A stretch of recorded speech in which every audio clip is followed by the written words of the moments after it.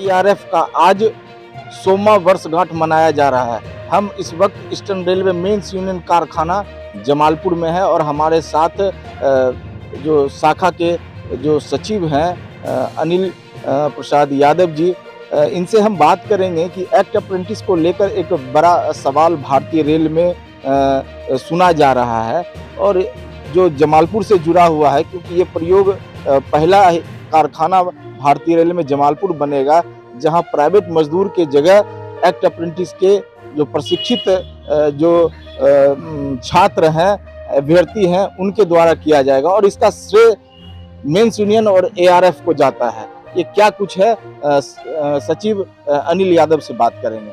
Sir, केवल भारत में आपका स्वागत है।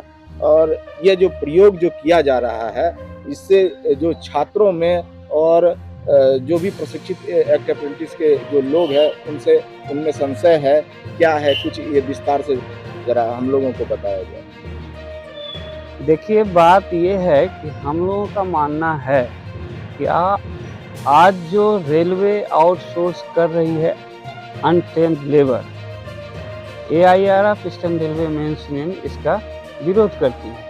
अनट्रेन्ड लेबर काम करने से सेफ्टी का, क्वालिटी का और क्वांटिटी का अवहेलना होता है। खास करके जो मिनिमम वेज है उनको भी नहीं दिया जा रहा है जो आउटसोर्स मजदूर कर रहा है। कल अगर क्वालिटी में कोई कमी आती है तो ये जिम्मेवारी railway worker, railway engineer, railway officers पर आएगा। इसलिए ईस्टर्न रेलवे मेंस यूनियन और एआईआरएफ अनट्रेन्ड लेबर को फैक्ट्री के अंदर में टेक्नीशियन का काम कराना ये गलत मानती है। इसलिए जब महाप्रबंधक महोदय यहाँ आए थे उस समय हम लोगों ने ये सवाल उठाया था कि जो ट्रेड एक्ट अप्रेंटिस है, जिसको ट्रेनिंग हम लोग दिए हैं, यहाँ पर रेलवे ट्रेनिंग दी है, साथ साथ में आईटीआई भी करके आया है, ऐसे ट्रेंड एक्ट अप्रेंटिस को लिया जाए ताकि सेफ्टी के साथ, क्वालिटी के साथ उत्पादन कर सके। महाप्रबंधक महोदय ईस्टर्न रेलवे मेंस यूनियन के इस तर्क से सहमत हुआ और उन्होंने रिकमेंड रेलवे बोर्ड को किया और हम लोग को आश्वासन दिया कि मैं आपके तर्क से ईस्टर्न रेलवे मेंस महाप्रबंधक महोदय ईस्टर्न रेलवे मेंस यूनियन के इस तर्क से सहमत हुआ और उन्होंने रिकमेंड रेलवे बोर्ड को किया और हम लोग को आश्वासन दिया कि मैं आपके तर्क से ईस्टर्न रेलवे मेंस यूनियन के तर्क से सहमत हूं और रेलवे बोर्ड को रिकमेंड करता हूं। अगर ये बात मान लिया गया तो वो जो काम का कॉन्टेक्ट होगा वो साथ साथ में ये भी शर्त रहेगा कि ट्रेंड एक्ट अप्रेंटिस को लिया जाए। ये महाप्रबंधक महोदय ने हमें आश्वासन दिया। अभी तक रेलवे बोर्ड से इसकी सूचना नहीं हुआ है कि हम लोगों के मत को माना है या नहीं। 4 फरवरी को जब एआईआरएफ के महामंत्री आए थे उस समय भी हम लोगों ने एआईआरएफ के महामंत्री शिव गोपाल मिश्रा जी को एक ज्ञापन सौंपा था कि एक्ट अप्रेंटिस जो ट्रेंड एक्ट अप्रेंटिस है आरआरबी आरआरसी कोटा से जो आ रहा है डायरेक्ट, उसके अलावा जो अनट्रेन्ड लेबर से रेल में काम हो रहा है उसके जगह इनसे लिया जाए।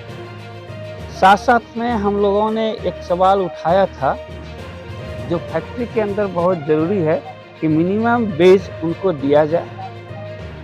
हम लोगों का डिमांड तो 18,000 है, नहीं तो कम से कम मिनिमम वेज दिया जाए और एक्सीडेंटल बेनिफिट उन लोगों को दिया जाए ताकि एक्सीडेंट होने के बाद मजदूर इतना कमज़ोर रहता है कि उसका इलाज कराना अपने से संभव नहीं है। फैक्ट्री में ज़्यादा भी बड़ा एक्सीडेंट हो सकता है, कभी रीढ़ की हड्डी टूट सकती है, गर्दन का हड्डी टूट सकता है, हाथ पैर फ्रैक्चर हो सकता है, तो जितना कॉस्टली इलाज हो रहा है वो संभव नहीं है। इसलिए हम लोग ये डिमांड किए हैं कि जो भी मजदूर कारखाना के अंदर काम करने आए उनका इलाज, एक्सीडेंटल इलाज कम से कम रेलवे अपने माथे पर ले।